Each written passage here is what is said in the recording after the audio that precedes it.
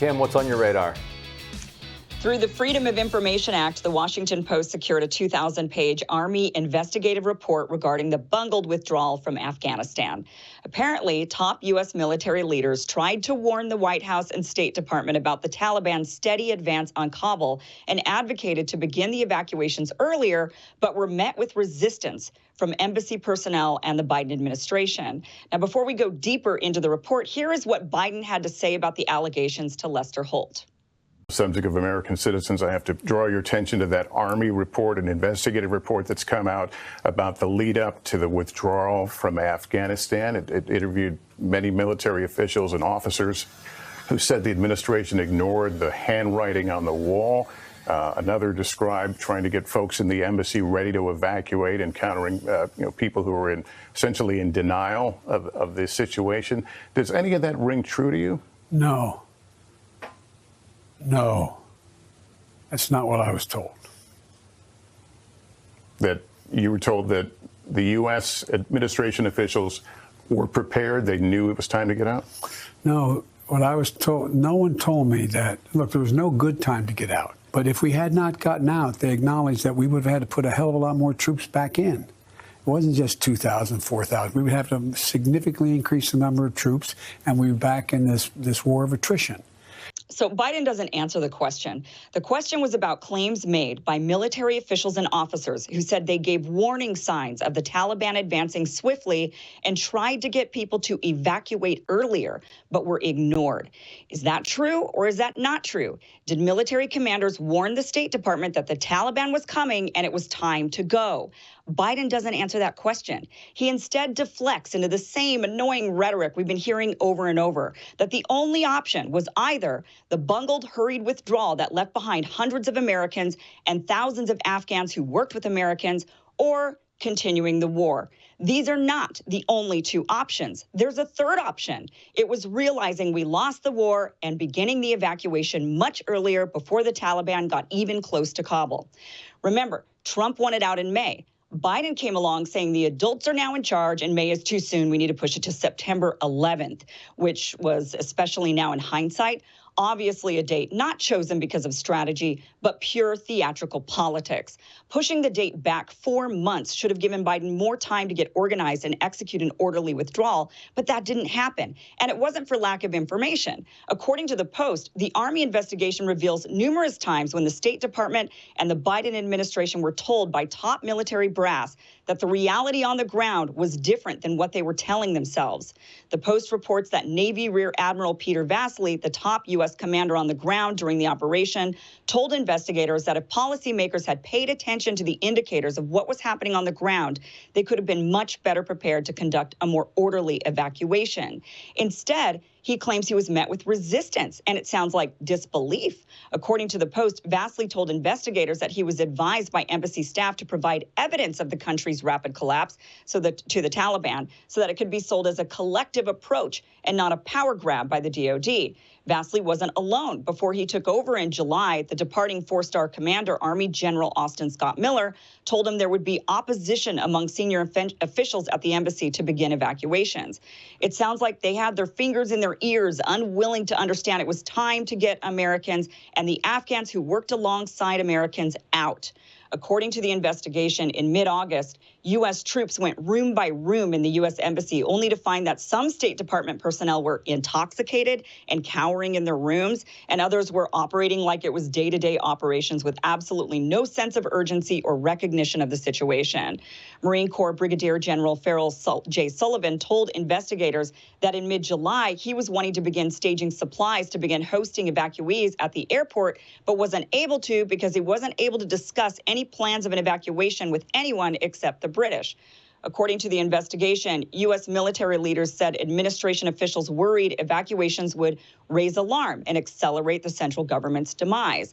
And really, that's the theme throughout the Post reporting of the investigation. Denial, disbelief, fear of looking bad, and just ignoring the military's calls to evacuate earlier that the Taliban was coming.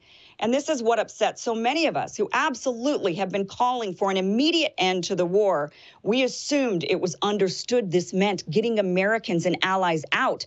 before the troops, rather than leaving them behind, then having to scramble back, then make an odd security pact with the Taliban to arrange for the safe passage of Americans, then evacuate a bunch of people who just showed up to the airport rather than those who were promised to be evacuated, then ultimately flying off into the sunset, leaving Americans and allies stranded to the fate of the Taliban. We thought sticking around for 4 more months wouldn't result in that debacle. Should have just left in May. So this report, of course, I'm still very, very furious about this. I still think Biden should resign over this. I think this was the biggest black mark on his record. And I think that when the stories finally come out of Afghanistan, right now there's a big mess going on over there. People are stressed out. They're dealing with a lot of issues, partly what you covered in your radar the other day, Ryan, that the Biden administration is still continuing, to harm the Afghan people by withholding money and funds. But when those stories, so right now the Afghan people that are left behind, they're stressed out. But one day these stories are going to come out. One day, all of the promises that the U.S. military made to these Afghan interpreters, those who help the military, when they come out and they say we were left behind, this will not go down well on Biden's presidency in the history books. This will be the biggest black mark.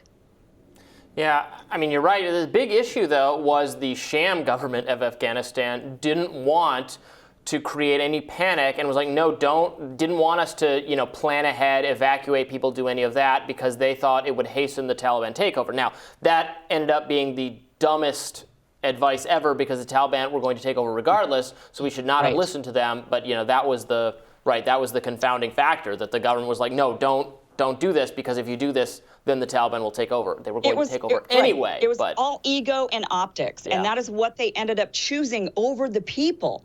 I mean, they left behind all of these people that helped us out, Americans, for this bungled response because they wanted to save face. And obviously it didn't work out. But look, again, there was a third option. It was get out earlier, have an orderly evacuation beginning in May, actually go through with it. And they chose not to. And now look at this Army investigation.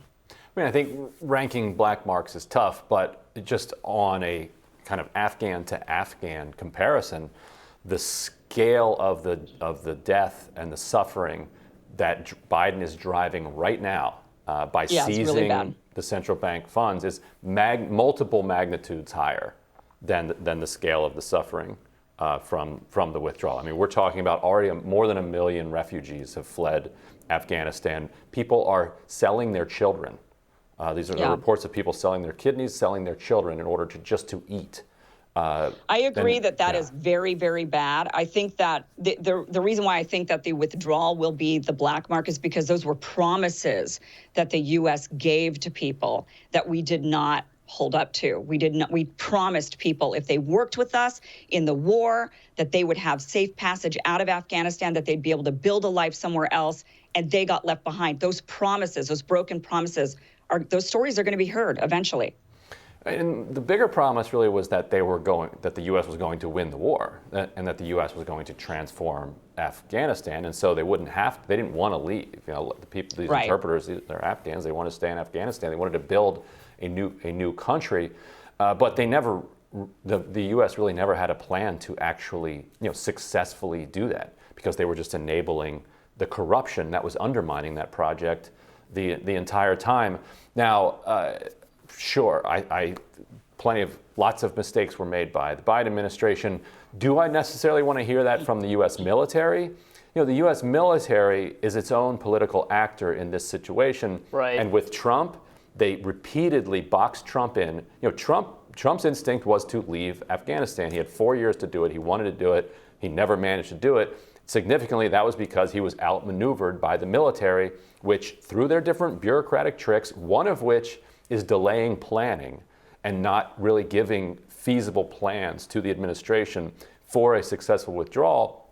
And then a president confronts that and says, well, I don't want this political hit, fine. Let's stay another 6 months and we'll discuss it later. And that was the military's game. That's how they got there 20 years. That's how they expected they were going to stay there for another decade. And so Biden, I think to his credit, said, no, we're leaving. I think you're right that it would have been great if he would have left in May. And I think there had to be a way that you could tell the Taliban, look, we're leaving on X date. You mess with us before X date, you're getting annihilated. They've already been annihilating people for 20 years. They actually that is used a that. threat. Right. That was the They argument used they it, but they actually used it used. belatedly. Right. At the end, they were like, "You don't mess with us, or else, so you need to help us get these Americans out, give them safe passage to the airport." Right, and they did, and then ISIL, becomes a problem, and it was ISIS or the Afghan version of ISIS that launched that terror attack, which we respond to by killing an aid worker and his family, and claiming that we got terrorists. Should have left in May 2008. No, should have left in 2002. New York Times. Should have never gone in. Yeah. New York Times this morning in its podcast said that Taliban wouldn't hand over Osama bin Laden, so we had to go in there. False. They were willing to hand him over. We wanted to go in there. We wanted blood. Yeah. And we got it. I mean, there's definitely. I mean, I agree with you, Ryan, that the issue that the Biden administration clearly had was that they didn't trust the military, right? So when the military, if they were saying to them, "Look, it's time to go because Taliban are coming," they were kind of like, "I don't know, we can't trust you guys because every time you tell us something, it's to extend war." But this time, it sounds like from this investigation that these military leaders were like, "We've already decided we're leaving. It's time to go earlier. If this is the decision that has been made, it's time to make these evacuations faster." And for them to say, "Look, the Taliban's coming," it sounds like the State Department and the Biden administration were just like, "No, they're not. It's not. You guys are lying again." There really was a wolf. And it turns out this time there really was a wolf. So, but it is just, to me, still a very, and maybe for me, it's a little bit more sensitive because my family was in this exact situation in Vietnam, and my family was able to, and they were like the people you were mentioning, Ryan, where my family did not believe that Saigon was going to collapse, was going to fall. They held on for as long as they possibly could. They were some of the last to actually leave the country. But, and we do see very similar images from Vietnam as we did see with Afghanistan. But those final day photographs are very different than actually the evacuation out of Vietnam was much longer and much more orderly for a long time. It was just those final days when Saigon was being taken was when the final few were scrambling out, including my family. But I mean, I guess in hindsight, we learn. I don't know. We need to obviously, hopefully we do. But the one thing that is very clear from this is we need to get our government, the State Department, the military, everybody on the same page rather than having this mistrust and constant, game playing, sounds like. All right. Well, thank you for that, Kim. We'll be back with more Rising right after this.